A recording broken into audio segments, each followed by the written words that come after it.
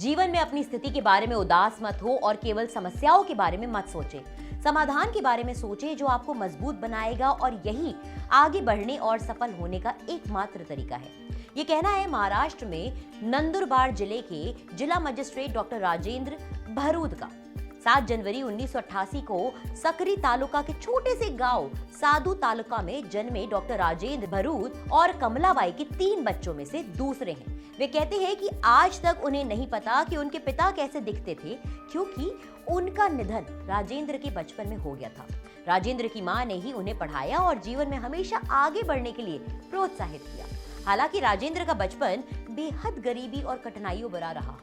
आइए जानते हैं उनके डॉक्टर और फिर आईएएस बनने तक का सफर के बारे में। उनके पिता के देहांत के बाद राजेंद्र की मां, जिसे वे माई कहकर पुकारते हैं, और उनकी दादी ने ही घर चलाया और 3 बच्चों की परवरिश की। वे देसी शराब बेचकर घर का खर्च चलाती थी और पूरा परिवार गन्ने के पत्तों से बनी एक छोटी सी झोपड़ी के नीचे रहता था।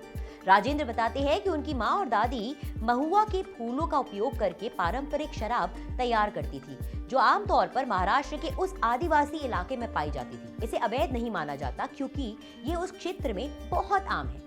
उसे बेचकर ही उनके घर का गुजारा चलता था। वह दिन के लगभग 100 रुपए कमाती थी। इसका उपयोग उनके दैनिक खर्चों के लिए, शराब बनाने के लिए और शिक्षा के लिए किया जाता था। राजेंद्र और उनकी बहन ने उसी गांव के जिला परिषद स्कूल में पढ़ाई की, जबकि उनके भाई ने एक स्थानीय आदिवासी स्कूल में पढ़ाई की। राजेंद्र कक्षा 5 में थे जब उनके शिक्षकों ने महसूस किया कि वह एक असामान्य रूप से बुद्धिमान बच्चे थे। शिक्षकों ने मां को सूचित किया कि राजेंद्र की अपार क्षमता का दोहन करने के लिए उन्हें उच्च शिक्षा के लिए बेहतर संस्थान में भेजना चाहिए। राजेंद्र बताते हैं कि मेरी मां ने शराब का कारोबार जारी रखा और मुझे गांव से 150 किलोमीटर दूर जवाहर नवोदय विद्यालय में पढ़ने भेज दिया। इन स्कूलों में ग्रामीण क्षेत्रों के होनहार छात्रों को मुफ्त आवास और स्कूली शिक्षा दी जाती है। नवोदय स्कूल में उन्होंने गणित और विज्ञान के लिए एक जुनून विकसित किया। वे हमेशा शीर्ष छात्रों में से थे। 10वीं बोर्ड की परीक्षा में उन्होंने दोनों विषयों में टॉप किया और 2 साल बाद 12वीं बोर्ड परीक्षाओं में उन्होंने कक्षा में टॉप किया। नतीजन योग्यता छात्रवृत्ति से उन्हें मुंबई के सेठ जीएस मेडिकल कॉलेज में दाखिला मिल गया।